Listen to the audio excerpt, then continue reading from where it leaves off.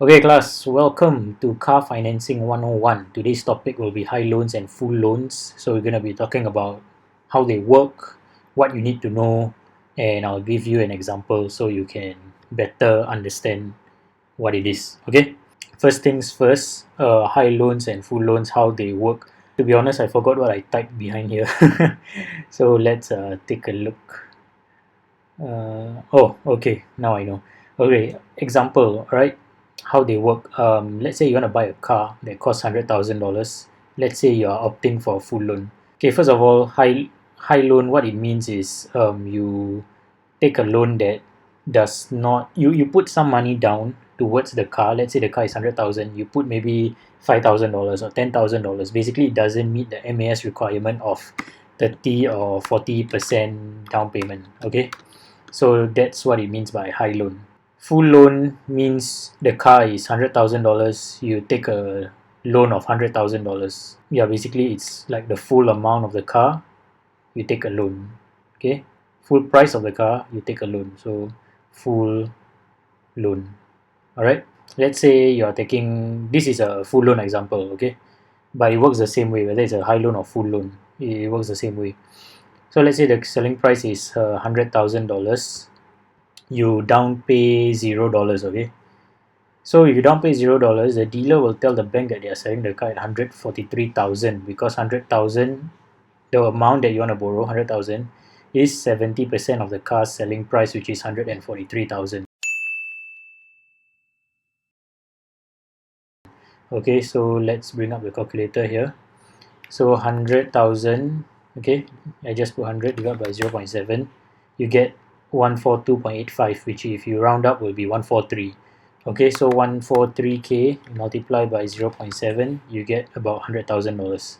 Okay, so this is the dealer will tell the bank they are selling it at 143,000 and you want a loan $100,000 only and you down pay the 43,000. Okay, you DP 43k. DP stands for down payment. Okay, not whatever dirty stuff you guys are thinking of. Alright, so you down pay 43,000, which is 30% of the car's price. Okay, assuming the minimum down payment is 30%. Okay, and then you loan 100,000. Okay, which is actually the car's price. Okay, yeah, that's about it for how they work. Okay, so it's quite straightforward lah how they work. Basically, the dealer will mark up the price to the bank and then they will ask for the amount that you want to borrow and state that as the 70% of the car's price. Okay, just like that. And if let's say it's a high loan, okay, let's say it's a high loan, you just maybe let's say you down pay 10,000, okay, 10k. The dealer will, so right now you only need to loan 90,000, correct? You only loan 90,000, so 90,000 will be 70% of the car's price. Okay, so your down payment will be lesser. Your down payment with open apostrophes surrounding it. Okay, down payment will be 90 divided by 0.7, 128.57. Round up is 129. Okay, so the dealer will tell the bank they are selling the car at 129k.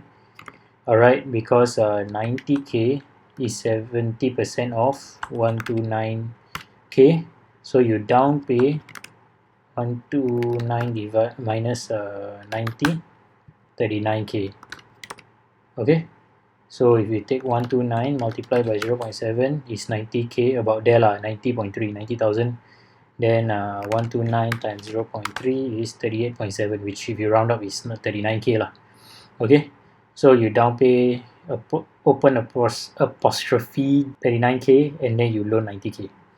Alright, so that's how they work. Quite straightforward. Okay, next, what do you need to know about full loans or high loans? Okay, first things first is that your interest rate will be higher.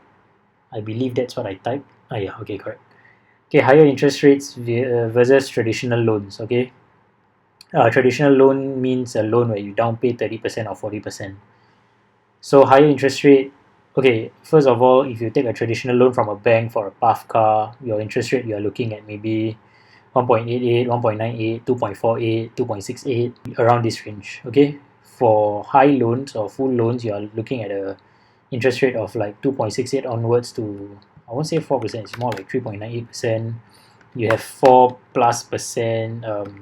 5% also I've seen before, which is quite high. But yeah, okay, this is a kind of range you are looking at. And higher admin fee, okay, higher admin fee because there could be more paperwork involved for high loan. Okay, the bank will require maybe more documents from you. They may require a guarantor and stuff like that, so there will be more paperwork, therefore higher admin fees. The last thing is high loans and full loans may not be that easy to get. Why I say this is because banks, right, they have their own valuation of cars. Okay, I'll give you an example. Okay, so we are at Sgcarmart. Let's say we are looking at a 2018 registered Audi A4. Okay, let's say this one. Alright, we go to the financial tab and we look at this. Okay, so for this car, the down payment, the minimum down payment is 46,000, which I believe is 40% of this car's selling price. Okay, 46120 divided by 115,300. Yeah, it's 40%. Okay, so let's say you want to take a high loan for this car or full loan, whatever it is. The bank, they only value this car. For example, let's say 2018 Audi A4s. Okay, everybody is selling it at 115k to about 121k. Okay, everybody is selling it at this price. So maybe they only value the car at 125k maximum. Okay, 125k. 125k, right? Your what's this, your loan amount that you can borrow, 125, the maximum loan amount that you can borrow is 75,000. Okay, because you have to down pay 40%, right? So 75,000 is 60% of the car's price. When I say they have a valuation of the car, they may only value the car at 125k, therefore they can only borrow, or they can only lend you 75,000. Okay, maybe this is bank A, maybe bank B has a higher valuation. Maybe bank B values the car at 140,000 only, $140,000. Okay, so the down payment required for this car at 140,000. Sorry, the loan amount that you can borrow if the bank values it at 140,000, the amount of financing you can get is $84,000 maximum. Okay, so the bank will not give you anything more than $84,000. And let's say you want to buy this car. Okay, this car costs how much again? I forgot. 115k. Okay, so let's say you want to take a high loan for this car. The bank only gives you 84,000. So if you minus 115,300, you are still short of $31,300, which is the amount that you have to fork out if you want to get this car. Okay, you have to pay this in cash. That's why I say it's not that easy to get, because banks may not give you the amount that you want. When I say banks, I mean I'm grouping all the banks, credit companies, finance companies. I'm just referring to all of them as banks, okay, for the purposes of this video. So that's why I say it's not easy to get, because of the financing amount that they are willing to give to you, because they only value the car at a certain amount and they are not willing to go beyond that amount. You can try, but it's not as easy to get. If you get, then good for you lah. At this point, some of you may be asking, okay, so now you mentioned all this already, should I go for a high loan or a full loan? Honestly, at the end of the day, your money is your money, okay? What you do with it is none of my business. But I just want to point something out. Okay, let's say we look at this car, go to the financial tab.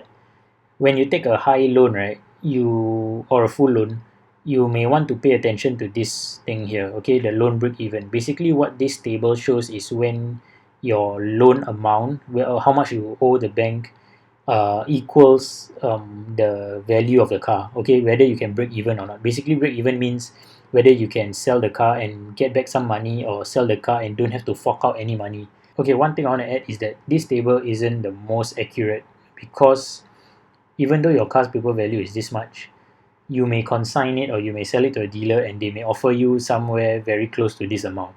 Okay, it depends. It depends on how you sell your car. Usually consignment will fetch higher price than selling it to a dealer, but it depends. Okay, so this table is just a rough indication. Don't refer to this like by heart. Not say by heart. What's the phrase to describe, like, don't take this too seriously. Basically, don't take this table too seriously lah. Okay, because you won't very likely you won't sell your car at this price, at this paper value. You will sell it at a higher price. This is just to give you an indication of when you can break even based on your car's paper value.